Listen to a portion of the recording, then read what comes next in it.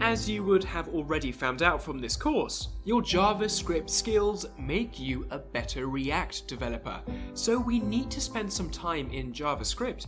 In this lesson, we're going to focus on JavaScript looping statements.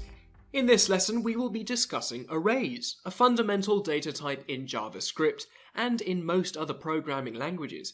We will also need to spend time looking at the different types of looping statements, and we'll see how we use loops to iterate over the elements of an array.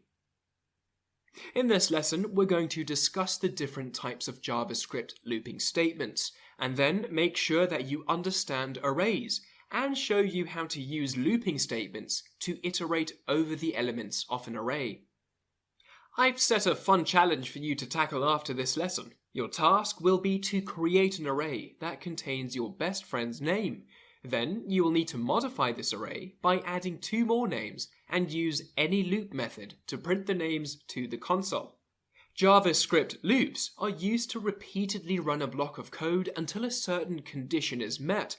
When developers talk about iteration or iterating over an array, which is what we're going to do today, it means it's the same as looping.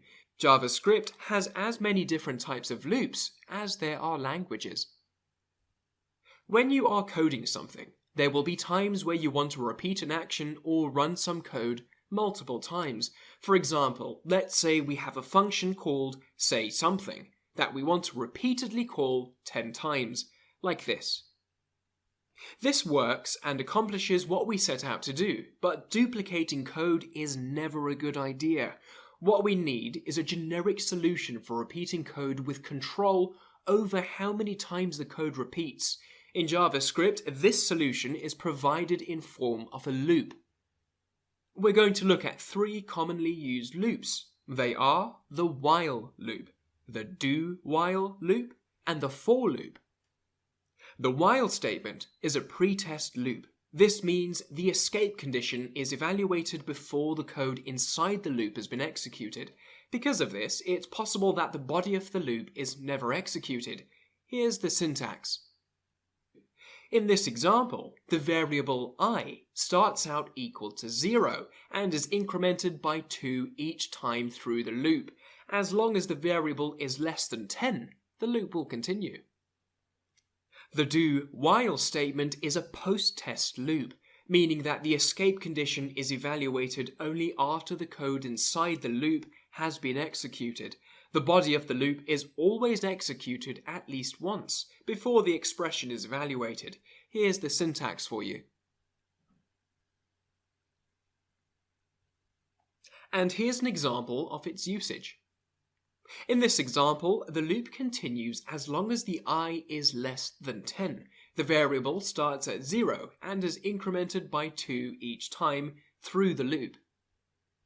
The main difference between the while loop and the do-while loop is that the contents of a while loop could never be executed if the conditional expression is false from the very beginning.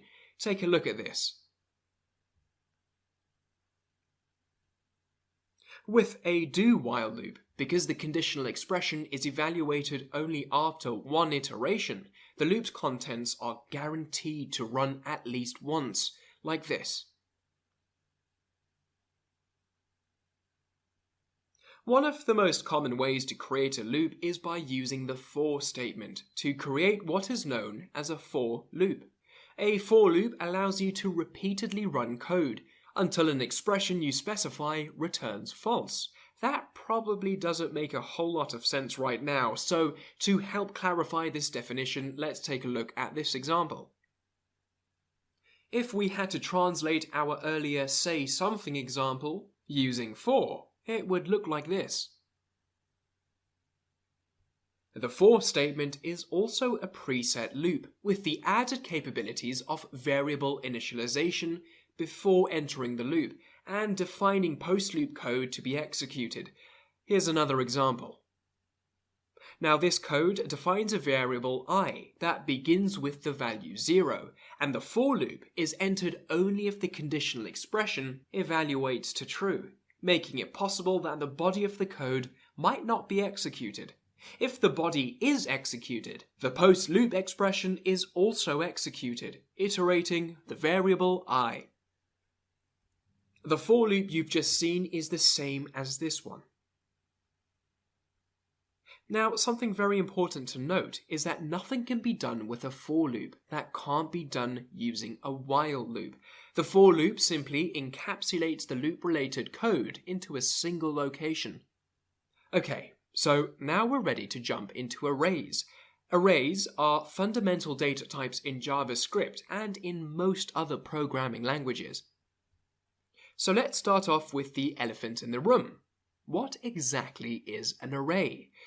An array is an ordered collection of values, and each value is called an element. And each element has a numeric position in the array, and this is also known as its index. Arrays in JavaScript are high-level list-like objects, with a length property and an integer property as indexes, so you can think of it as a list of items. JavaScript arrays are untyped. An array element may be of any type, and different elements of the same array may be of different types. Did you know that arrays are just a data type and can be used to store data about all the students in a class, for example? Arrays can be created in several basic ways. We're going to look at two of the different ways that we can create arrays. Number one, an array constructor, and number two, array literal notation. This is an example of using an array constructor. We will be covering constructors in more detail in upcoming lessons. If you know the number of items that will be in an array, you can pass the count into the constructor. The length property will automatically be created with that value. For example, here is an array created with an initial length value of 20. A second way to create an array is by using array literal notation. An array literal is specified by using square brackets and placing a comma-separated list of items between them, as in this example.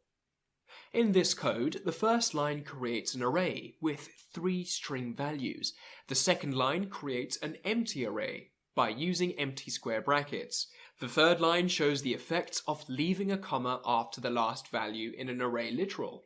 Values is a 2-item array containing values 1 and 2. To get and set array values, you can use square brackets and provide the 0-based numeric index of the value, as shown here.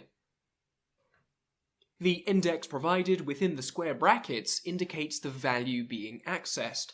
If the index is less than the numbers of the items in the array, then it will return the value stored in the corresponding item colors, displayed in red in this example. Setting a value works the same way. You replace the value in the designated position. If a value is set to an index that is past the end of the array, like colors 3 in this example, the array length is automatically expanded to be that index plus 1, so the length becomes 4 in this example because the index being used is 3. The number of items in an array is stored in the length property, which always returns 0 or more, as shown here. A unique characteristic of length is that it's not read-only. By setting the length property, you can easily remove items from or add items to the end of an array. Take a look at this example. You'll see what I mean. Over here, the array colors start out with 3 values. Setting the length to 2 removes the last item in position 2, making it no longer accessible using colors 2. One of the interesting things about JavaScript arrays is that they provide a method to make an array behave like other data structures. We're going to have a look at 2 methods, stack and queue. With the stack method, an array object can act just like a stack, which is one of a group of data structures that restrict the insertion or removal of items. A stack is referred to as a last in first out, or an LIFO structure, meaning that the most recently added item is the first one removed. The insertion, called push, and removal, called pop, of items in a stack occur at only one point. the top of the stack. JavaScript arrays provide push and pop specifically to allow stack-like behavior. The push method accepts any number of arguments and adds them to the end of an array, returning the array's new length. The pop method, on the other hand, removes the last item from the array, decrements the array's length, and returns that item. Take a look at this example. In this code, an array is created for the use of a stack. First, 2 strings are pushed onto the end of the array using push, and the result is stored in the variable count, which gets the value of 2. Then, another value is pushed on, and the result is once again stored in count. Because there are now 3 items in the array, push returns 3. When pop is being called, it returns the last item in the array, which is the string black. The array then only has 2 items left. Just as stacks restrict access in an LIFO data structure, queues restrict access in first-in, first-out FIFO data structure. A queue adds items to the end of a list and retrieves the items from the front of the list. Because the push method adds items to the end of the array, all that's needed to emulate a queue is a method to retrieve the first item in the array. The array method for this is called shift, which removes the first item in the array and returns it, decrementing the length of the array by 1. Using shift in combination with push allows arrays to be used as queues, like this. This example creates an array of 3 colors using the push method. The shift method is being used to retrieve the first item in the array, which is red. With that item removed, green is moved into the first position and black is moved into the second position, leaving the array with 2 items. JavaScript also provides an unshift method for arrays. As the name indicates, unshift does the opposite of shift. It adds any number of items to the front of an array and returns the new array length. By using unshift in combination with pop, it's possible to emulate a queue in the opposite direction, where new values are added to the front of the array and values are retrieved off the back. Take a look at this example. In this code, an array is created and then populated using unshift. First, red and green are added to the array, and then black is added afterwards, resulting in an order of black, red, green. When pop is called, it removes the last item, which is green, and returns it. Okay, so before we dive into arrays iteration, let's just have a quick breather and have a quick check-in to see how you all are. A question: do you fully understand the term iteration when it's used in computing? Well, let me explain. Iteration in computing is the technique marking out of a block of statements within a computer program for a defined number of repetitions. That block of statements are said to be iterated. A computer scientist might also refer to the block of statements as an iteration. There are simple ways to iterate through any JavaScript. Because time is short, we're going to have a look at 3 examples, just for now.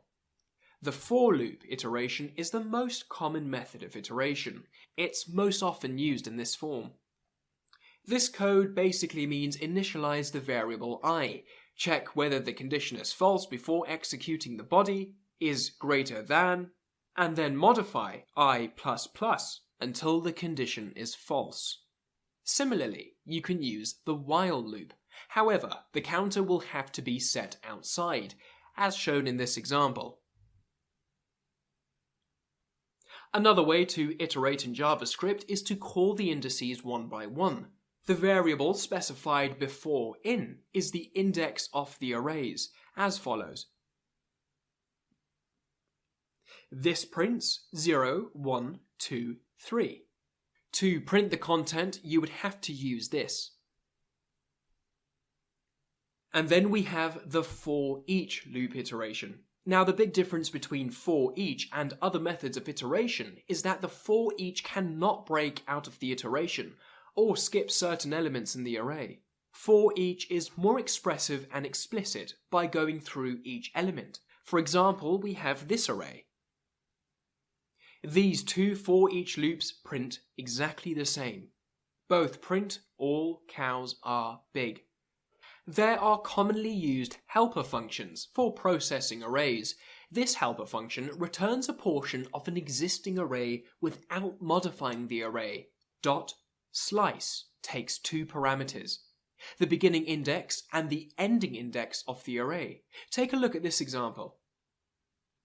If only the beginning index is passed, the ending will be assumed to be the maximum index. Take a look at this. Concat adds new elements at the top end of the array and returns the array like this. In this example, we added 2, 3, 4 to the end of array 1.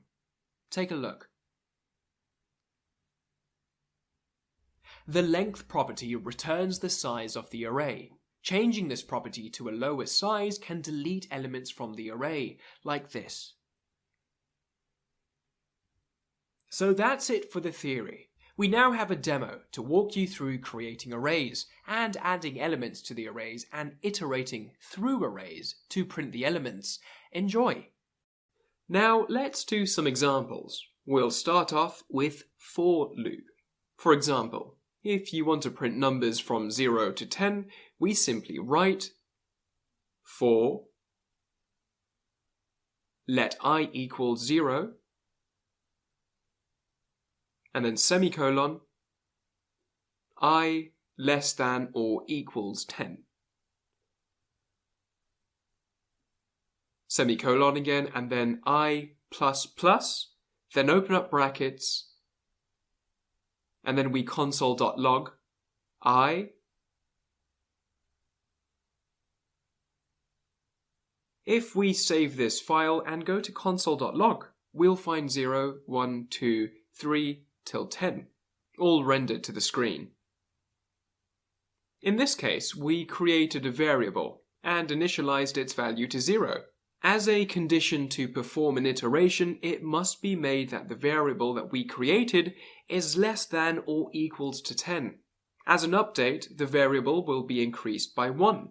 So as you can see, this loop is really powerful, since in a single line we can indicate many different things, which allows for a fast configuration of the loop.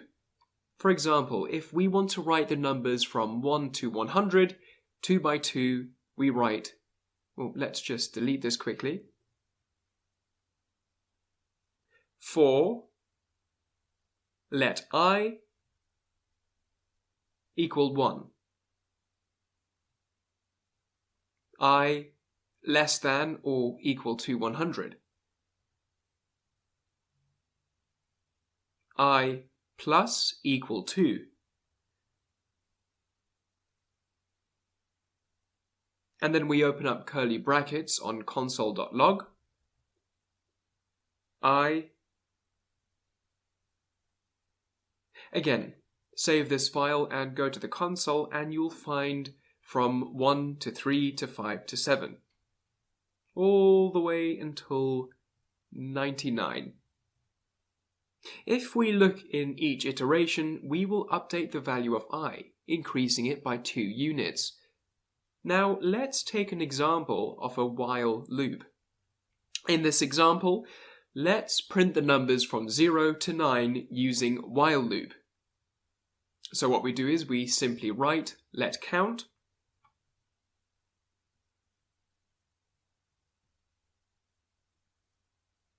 equals 0 and then while count less than 10. Open up brackets, console.log, count.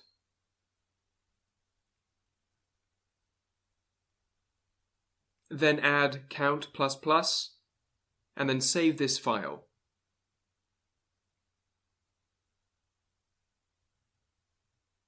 And let's go over to the console, and you'll find 0, 1, 2, 3, all the way until 9. And as you can see, the variable count starts off at 0 and is incremented each time the body of the loop runs. Once the loop has executed 10 times, the expression becomes false, so the variable count is no longer less than 10. The while statement finishes and the interpreter can move on to the next statement in the program, and this is how the while loop works. Okay, now let's take a look at the do-while loop.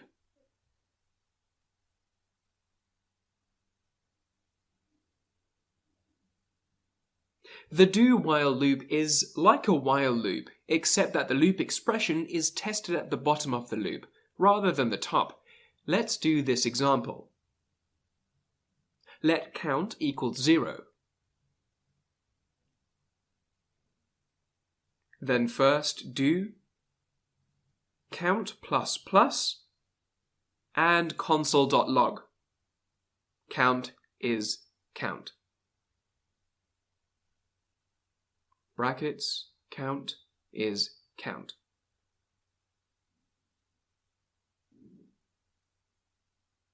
Semicolon, while,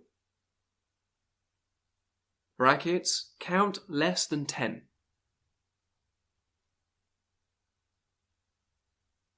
Okay, so save this file, and then when we go to the console, we will find that count is 1, count is 2, until the last count is 10. Here the count variable is set to 0, and is incremented by 1 in each loop iteration. The loop continues as long as the count is less than 10, so you often use the do-while statement in the situation that the body of the loop needs to execute at least 1. This is an important feature of the do-while loop. Moving on to arrays. Let's see how we can create an array. We've already seen the simplest way to add an element to the array. We just assign values to the new indexes. So let's start with an empty array. Let's say A equal an empty array. Then we add an element to the array, so we write A of 0 equal 0.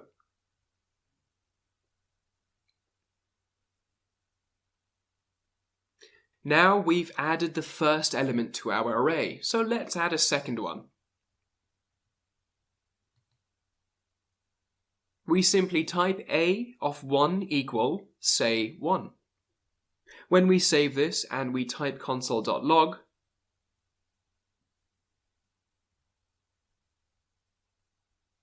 of A, and then we save the file,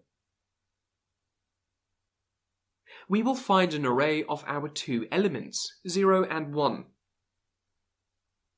We can also use the push method to add one or more values to the end of an array. But before that, we can write a.push.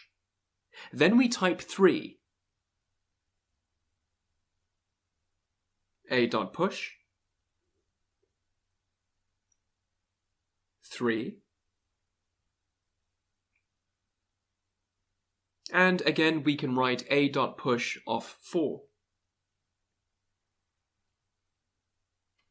And then when we save the file, we'll find 3 and 4 just added to our array. Alright, now let's have an example and see how we can add loops to iterate through these arrays. Imagine we have a list of items, written on a piece of paper. Let's call the piece of paper groceries. Now, on this sheet of paper, we write a number list, starting off with 0, by simply creating a list of things. What we have right now is a real-world example of an array. The piece of paper is called groceries. That would be our array, and the items that we need to purchase are known as array values, or array elements.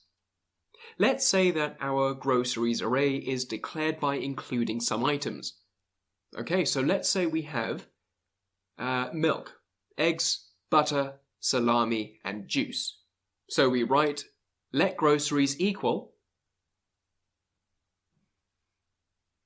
milk, eggs, butter, salami, and juice, and then end off with a semicolon.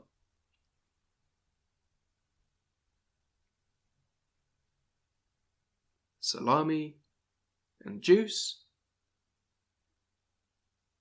and end off with a semicolon. There we go.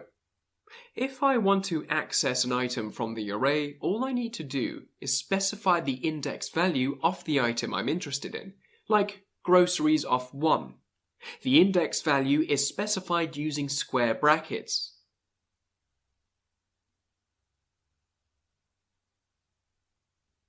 In this example, we are referring to the eggs value because the index value 1 refers to eggs. The number that we use as our index value goes all the way from 0 to 1 less than our array's length. The reason is that our index value starts with the value 0.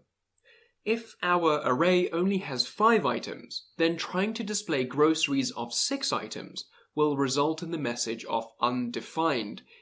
In most real-world scenarios, we will want to programmatically go through our array, as opposed to accessing each of them individually. Let's take what I've explained and use a for loop to accomplish this. We simply write for let I equals 0. I less than groceries.length.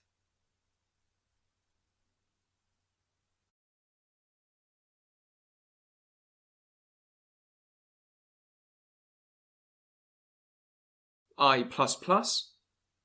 Then inside this for loop, I will console.log groceries of I. Now if I save this and go to the console, I will find my items just rendered one after each other. Milk, eggs, butter, salami, and juice. Easy as that. And that's it for this tutorial. I hope you enjoyed, and I will catch you in a second.